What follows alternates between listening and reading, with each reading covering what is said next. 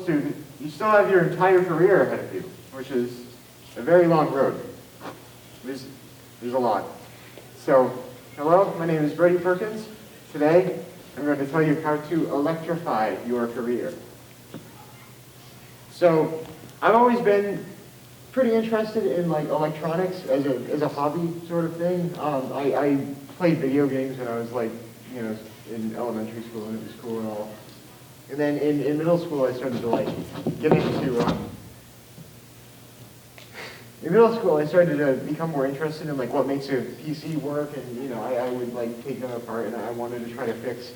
I had like a Commodore 64 that I got from one of my dad's coworkers, and that was cool. And it started to become like an interest, and it started to turn less from like playing games and more into something that I eventually realized could become productive.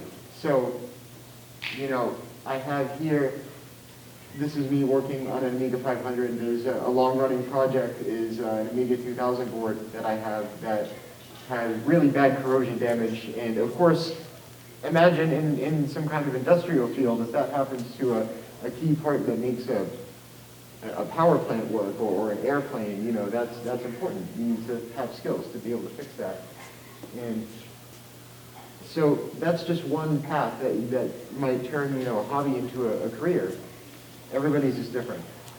So an example from the Bureau of Labor Statistics, actually, so the government's looking into this, is there's an example of in a pamphlet. It was talking about somebody who was really into pottery when they were in high school, and now makes a living selling pottery at art shows and places like that, and events wherever they can sell their work, and this is their passion. Actually, the exact quote is that they spend every free period in the art room. Now they make their living as a potter, which is, that quote highlighted to me how easy it was to actually, if you're dedicated and if it really is your passion, it's relatively easy to turn it into a career. It is feasible. There's a lot of different methods of productivity that can arise from a hobby. So, like, I already gave the example about working on PCBs, pottery, but one really common and popular example is for working in like cars and automobiles. There's all sorts of trade jobs that are in that. Mechanical engineering is one of the largest fields that is still taught at engineering schools. It's all very big, and it's all based on interest. So for my project, I started an electronics club because in middle school we had a computer club that Miss Hall ran. She was the computer literacy teacher, and that was the best. All of my friends every Tuesday would get together, and we would just tear open computers. We would do programming. We would just make random hardware modifications to see, what we could get to work, and we would look through just the old hardware. She had a Macintosh LC and a Power Mac G5. Those were the best two to me. Those are always the highlight of the club. So, because I'm primarily interested in electronics, that's what I started the club on, but really, you can do something like this for anything. And the magic of being in middle school or high school is that there's no stakes. So you can start like an electronics club, you can do projects, you can do whatever you want, just explore your passion, get good at it. And what will come is only growth, because if you fail, it means nothing. In a place like electronics club, I'm surrounded by teachers and principals, and I have a club advisor. They're all going to make sure that we're safe. Whatever we're doing will be safe, and if anything happens that's bad, we've got a team of people to take care of it. It's only possible to grow, and that's all that I saw when I was in this club. It was one of the best things I did with my semester. Actually, according to a study that was conducted in Turkey, a lot of a person's interests are developed and maintained during this time. In middle school and in high school, the interests that you form now will stick with you for just about the rest of your life, which makes them very useful when you want to turn them into something productive, because you'll generally always have that at least that bare minimum level of connection. Now, I already mentioned going to school for whatever you might be interested in. That's always feasible because there's always new majors that are coming around. Actually, the major that I applied to at the college that I applied to is fairly new, and it's in microelectronics, which is also a fairly new field. I mean, a few decades, but fairly new. But there's not just that. The other thing that can really boost, your career, you can have hobbies that are not really related to what you're doing, and that has its whole own array of emotional benefits that you can take. According to a TED Talk by a professor at the University of Willamette, which is in Salem, Oregon, she is a professor of chemistry, and she cited that above average time spent on leisure activities positively impacted people's careers.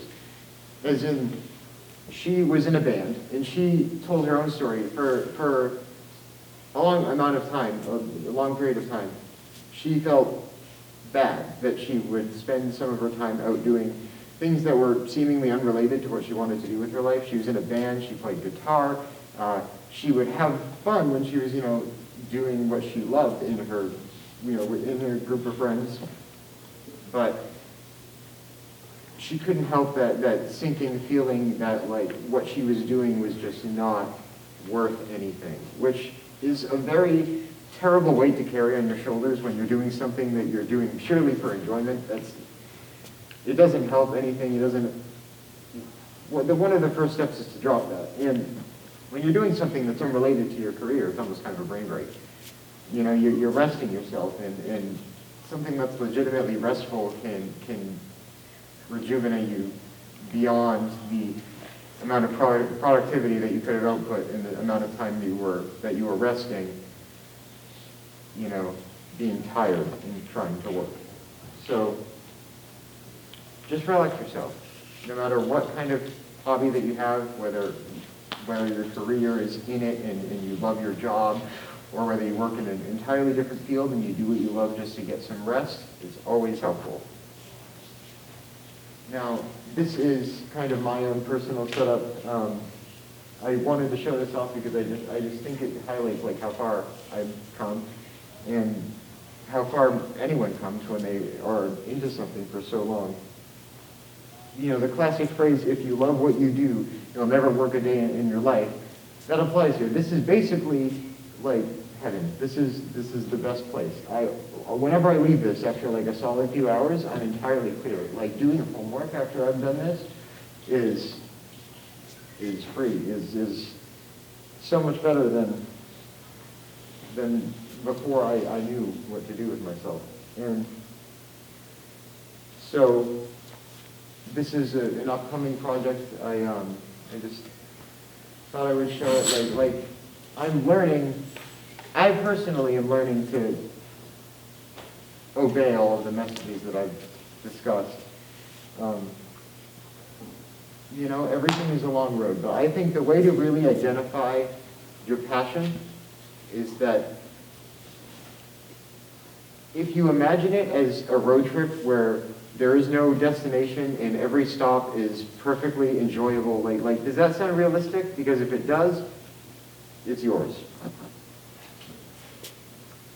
And I have additional tips also. I have pictures from Electronics Club here. These are other people that are in the club. But this was hilarious. This was a power supply that didn't work, and then what ended up fixing it was when something got shorted, it sparked, some smoke came out, and then it worked. A few additional tips. There's really nothing comparable to going online or reading a book and just watching other people do what you want to do, because learning vicariously is much better than no learning at all. And one of the most important things that I think helps, when you're afraid of failure is remember that when you're taking on a project, you're the one who chose to do this. And it even applies when you're trying to do work. if you're sitting down at your homework or if you're sitting down at a project that you're taking on for fun, remember that you are the one that chose to sit there. Nobody's forcing you to do anything. And as soon as you're doing something, as soon as you realize that it's your own free will that's given you everything that you have, you can only build off of that.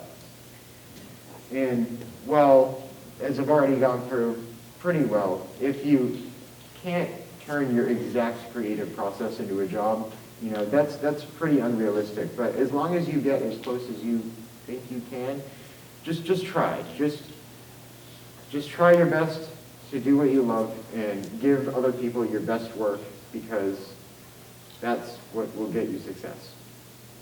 Thank you.